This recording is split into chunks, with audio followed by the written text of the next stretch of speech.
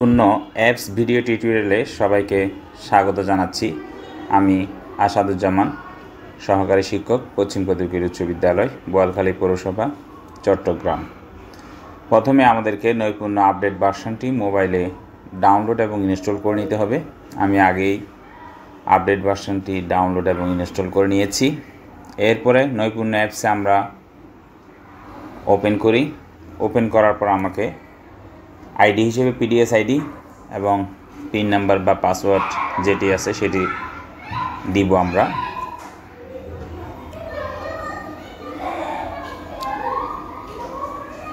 এখানে আমরা আইডিটা দেব, আর এই জায়গায় আমরা পিন নাম্বারটা দিয়ে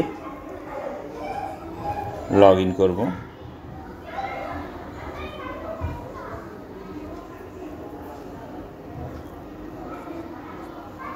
আমি লগ ইন করছি।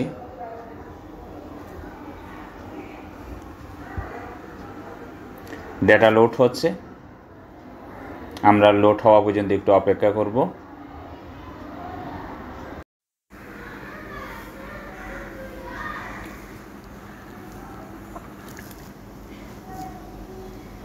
ডেটা লোড হওয়ার পরে আমরা ডান পাশে খেয়াল করব যে গোল চিহ্নটি আছে ওটা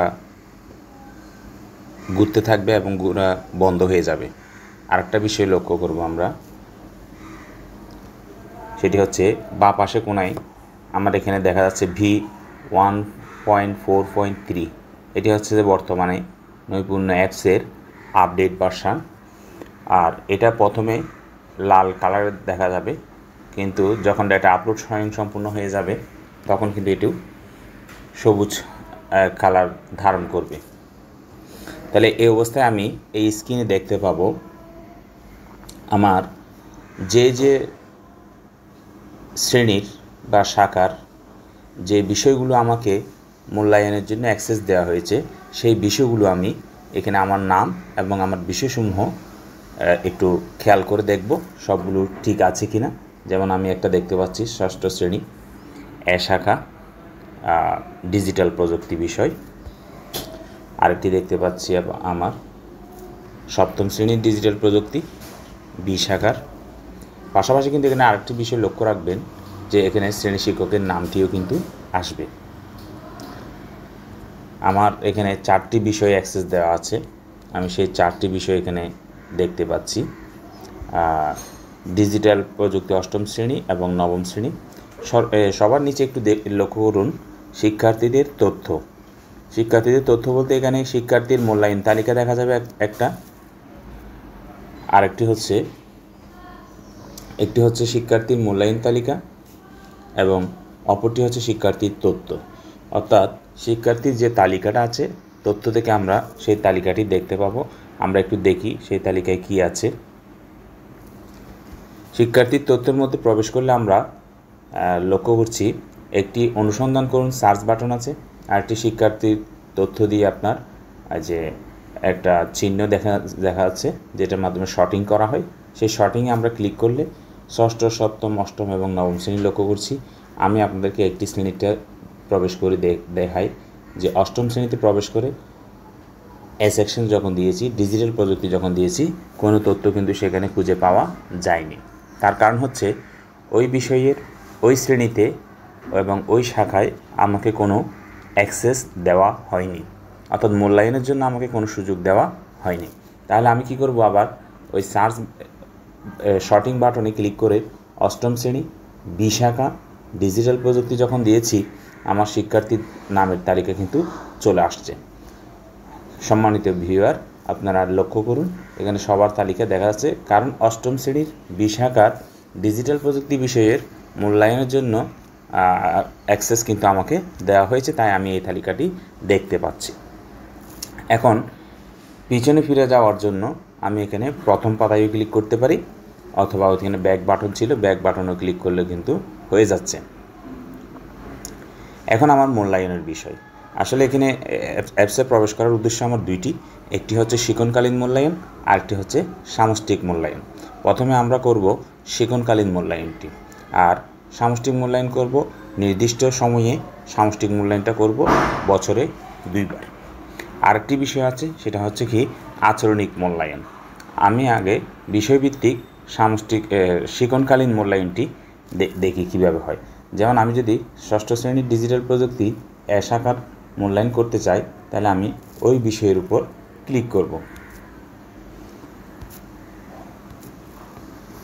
ক্লিক করলে আমরা দেখতে পাচ্ছি মূল্যায়ন নির্বাচন করুন।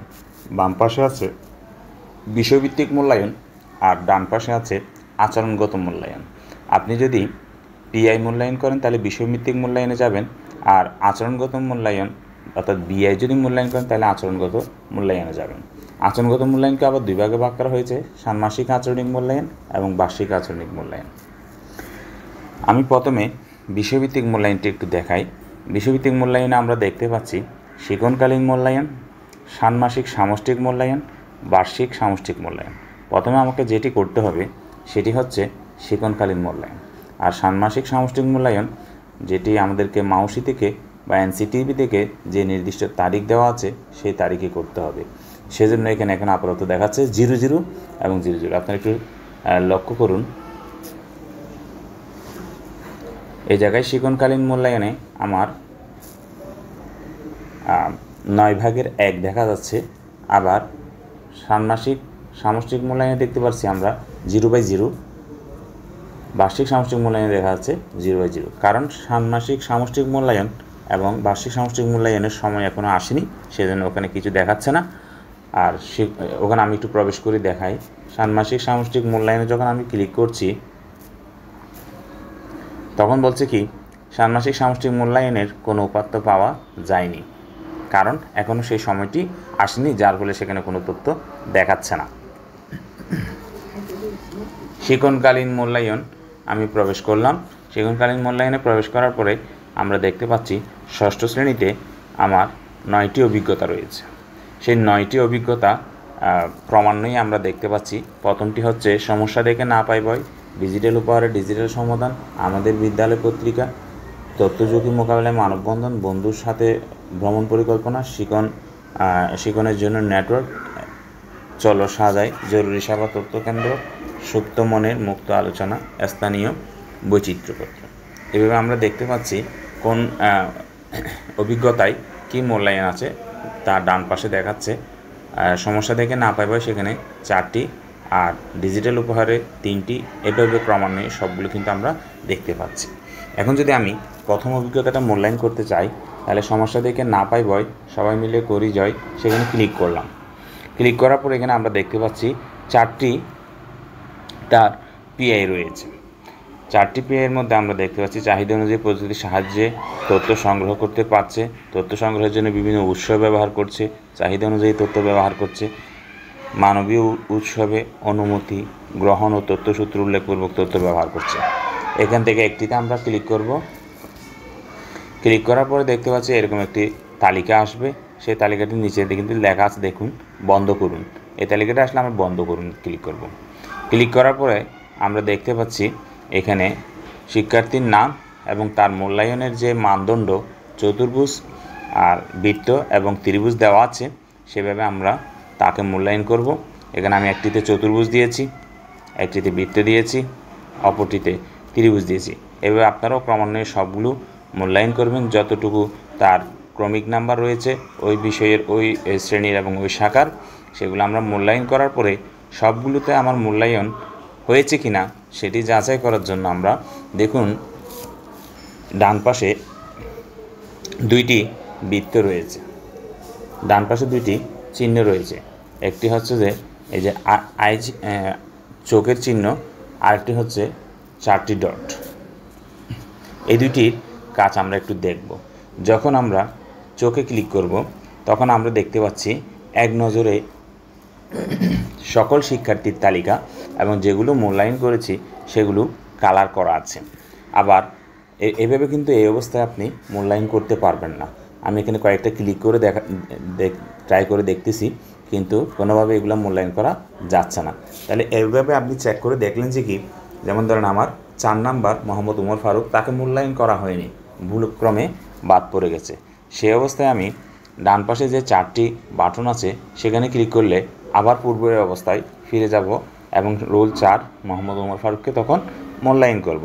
এভাবে যদি আমার মূল্যায়ন করা হয়ে যায়,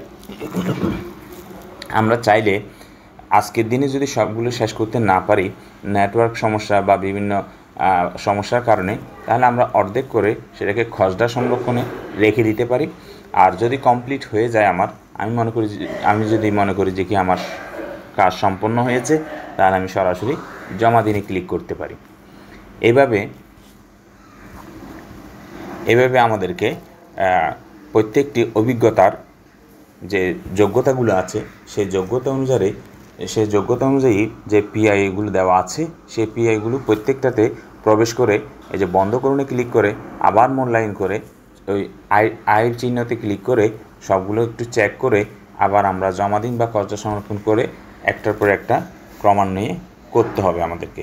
এটি গেল শিক্ষার্থীর শিক্ষণকালীন মূল্যায়ন।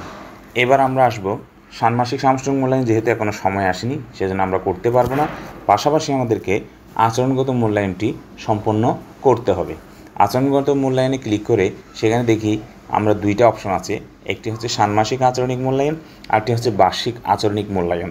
ষান্মাসিক আচরণিক মূল্যায়নে ক্লিক করলে আমরা দেখতে পাচ্ছি ওই আমার যে ষষ্ঠ শ্রেণীর শিক্ষার্থীর যে তালিকা, তাদের রোল নাম্বারগুলো ক্রমান্বয়ে দেখা যাচ্ছে। কিন্তু আমরা জানি আচরণগত মূল্যায়নের মানদণ্ড হচ্ছে 10টি।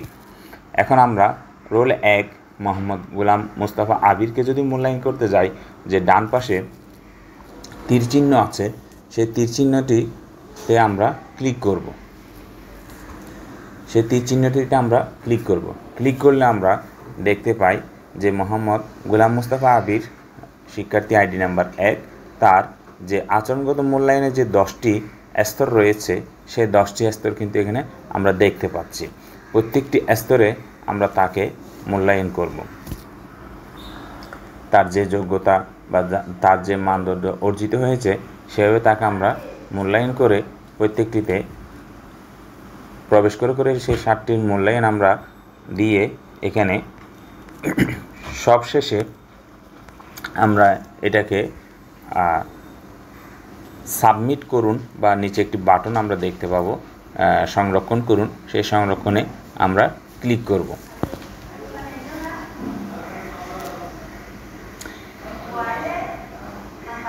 এভাবে আমরা মোটামুটি নৈপুণ্য অ্যাপসে মূল্যায়ন কার্যক্রম চালিয়ে যাব। ধন্যবাদ সবাইকে।